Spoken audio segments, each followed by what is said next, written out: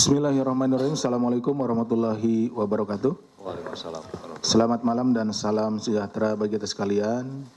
Yang saya hormati Mas Jubir, yang saya hormati, saya cintai dan saya banggakan rekan-rekan jurnalis yang sudah cukup lama menunggu dan juga membersamai kami dalam rangka penanganan perkara tindak pidana korupsi. Baik, pada kesempatan malam ini, izinkan kami membacakan pointers terkait dengan peristiwa tertangkap tangan terduga pelaku tindak pidana korupsi pemerasan dalam pengisian jabatan perangkat desa di lingkungan pemerintah Kabupaten Pati.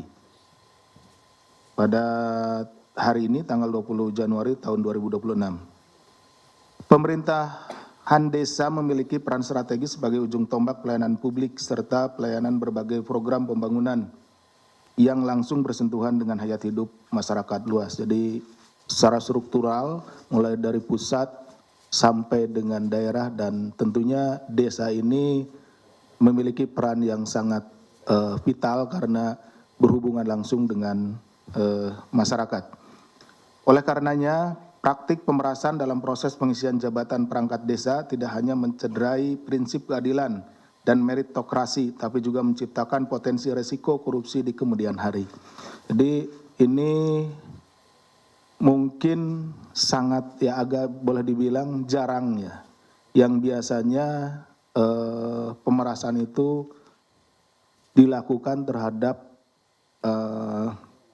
pengisian jabatan-jabatan di tingkat kabupaten, kemudian provinsi seperti itu ya, yang pernah terjadi. Tetapi kali ini untuk pengisian perangkat desa pun dimintai sejumlah uang. Tentunya ini sangat mirisnya seperti itu. Kenapa menciptakan potensi resiko korupsi di kemudian hari? Karena tentunya setelah menjabat, para aparatur pemerintahan desa ini yang dipikirkan adalah bukan lagi bagaimana memberikan pelayanan terbaik terhadap masyarakat, tetapi justru bagaimana mengembalikan sejumlah uang yang dia gunakan untuk mendapatkan posisi tersebut. Maka penegakan hukum yang dilakukan oleh Komisi Pemberantasan Korupsi terhadap para pelaku terduga pemerasan dalam proses pengisian jabatan aparatur desa menjadi penting, karena tidak hanya untuk menindak pelaku tetapi juga sebagai upaya memutus mata rantai korupsi sejak awal. Mungkin rekan-rekan berpikir bahwa wah ini aparat desa, pasti juga berapa sih ngasihnya gitu. Tapi lihat aja nanti buktinya. Hal ini juga diharapkan dapat memperkuat tata kelola pemerintahan daerah serta mengembalikan kepercayaan publik terhadap sistem pemerintahan hingga ke tingkat desa. Pada sisi edukasi anti korupsi, KPK pun telah menginisiasi adanya program desa anti korupsi.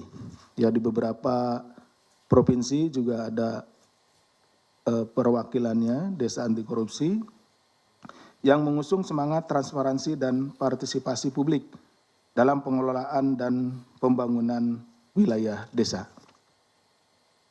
Adapun kronologisnya adalah sebagai berikut. Pada hari Selasa tanggal 20 Januari 2026, Komisi Pemberantasan Korupsi menyampaikan perkembangan secara lengkap terkait penangkapan terduga pelaku tertangkap tangan melakukan dugaan tindak pidana korupsi berupa pemerasan dalam pengisian jabatan perangkat desa di lingkungan pemerintah Kabupaten Pati. Bahwa pada akhir tahun 2025, pemerintah Kabupaten Pati, Jawa Tengah mengumumkan akan membuka formasi jabatan perangkat desa pada bulan Maret 2026. Jadi di akhir tahun sudah disampaikan bahwa akan ada pembukaan formasi ya untuk perangkat desa di tahun depan. Maksudnya di tahun ini pada bulan Maret.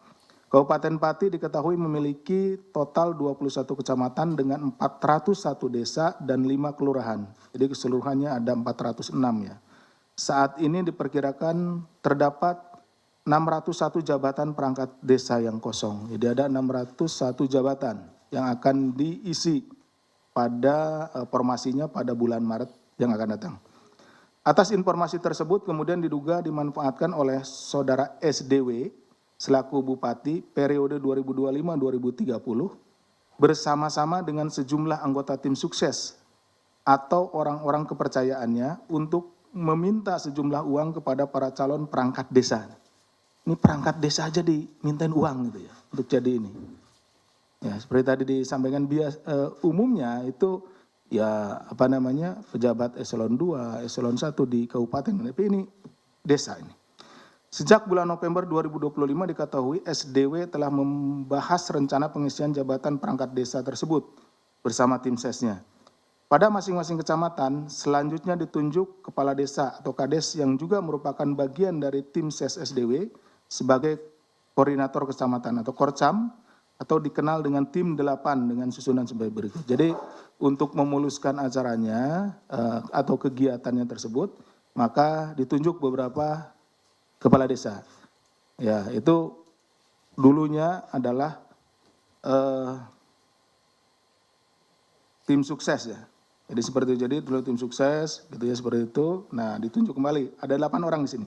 Yaitu saudara SIS, Kades Karangrowo, Kecamatan Juwana, saudara SUD, Kades Angkatan Lor, Kecamatan Tambakromo, saudara Yon, Kades Karangrowo, Kecamatan Jakenan, saudara IM, Kades Gadu, Kecamatan Gunung Bungkal, saudara YY, Kades Tambak Sari, Kecamatan Pati Kota, kemudian saudara PRA selaku Kades Sumampir, Kecamatan Pati Kota, saudara AG, Kades Selungkep, Kecamatan Kayen, dan saudara Zion, Kades Arumanis, Kecamatan Jaken.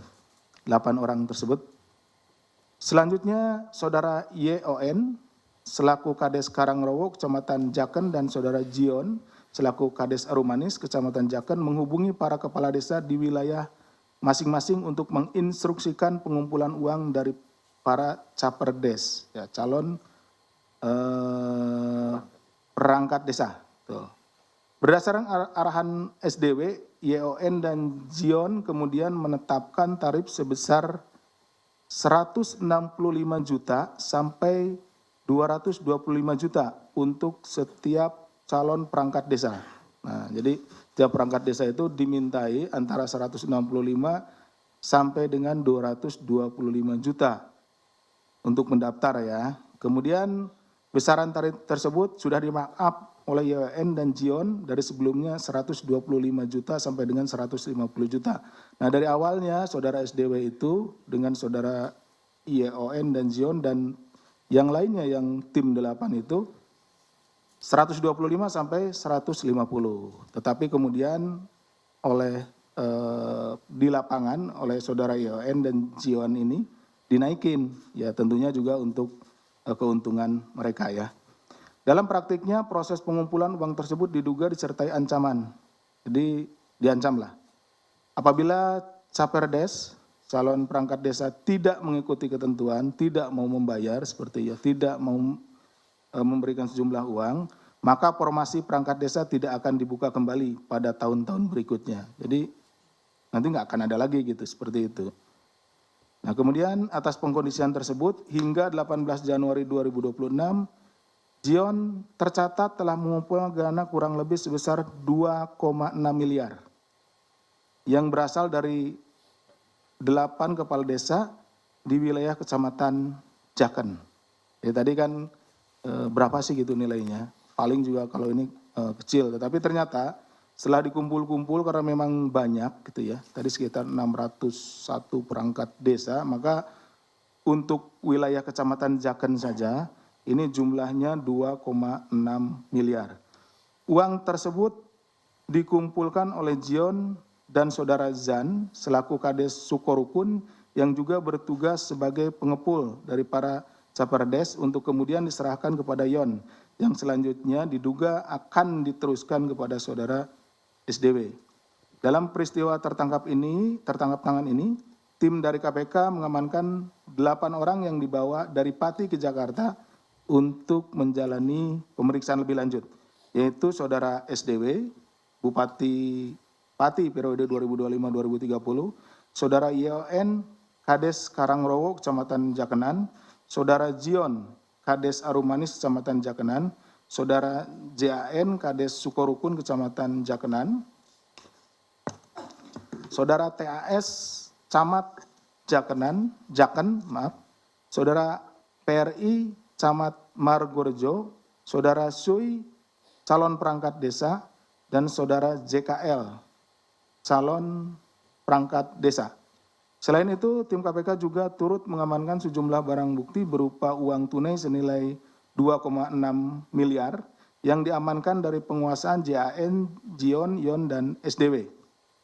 Setelah dilakukan pemeriksaan intensif pada tahap penyelidikan dan telah ditemukan unsur dugaan peristiwa pidananya, maka perkara tindak pidana korupsi di wilayah Kabupaten Pati, Jawa Tengah ini diputuskan naik ke tahap penyidikan. Kemudian setelah ditemukan kecukupan alat bukti, Komisi Pemberantasan Korupsi menetapkan 4 orang tersangka sebagai berikut. SDW, Bupati Pati periode 2025-2030. YON, Kades Karangrowo Kecamatan Jakenan. JION, Kades Arumanis Kecamatan Jaken. Dan JAN, Kades Sukorukun Kecamatan Jaken. KPK selanjutnya melakukan penahanan terhadap para tersangka untuk 20 hari pertama sejak tanggal 20 Januari hari ini ya, sampai dengan 8 Februari 2026. Penahanan dilakukan di Rumah Tahanan Negara Rutan Cabang Gedung Merah Putih KPK. Atas perbuatannya terhadap para tersangka disangkakan telah melanggar pasal 12 huruf E Undang-Undang Nomor 31 Tahun 99 sebagaimana telah diubah dengan Undang-Undang Nomor 20 Tahun 2001 Junto pasal 20 huruf C KUHP. Dalam kesempatan ini KPK mengimbau kepada para calon perangkat desa yang lain. Nah ini kan baru dari desa Jaken ya, tidak salah. Jaken apa Jakenan? Jaken. Jaken, ya. Jaken ya. Maaf nih salah. Jadi ini kan baru dari calon perangkat desa di Kecamatan Jaken. Tadi disampaikan ada 21 kecamatan. Jadi masih ada 20 kecamatan lagi nih. Jadi kami menghimbau pada calon perangkat desa pasti kan diperlakukan sama nih. Dimintai juga oleh Korlap masing-masing atas perintah dari saudara SDW. Nah, tentunya agar yang bersangkutan kooperatif memberikan informasi terkait dengan dugaan peristiwa pemerasan yang terjadi ya, yang dilakukan oleh para tersangka ini. Jadi jangan takut karena di sini adalah nanti perangkat desa ini adalah korban pemerasan gitu ya, seperti itu. Sehingga agar semakin membuat terang perkara ini serta bisa mengungkap hingga tuntas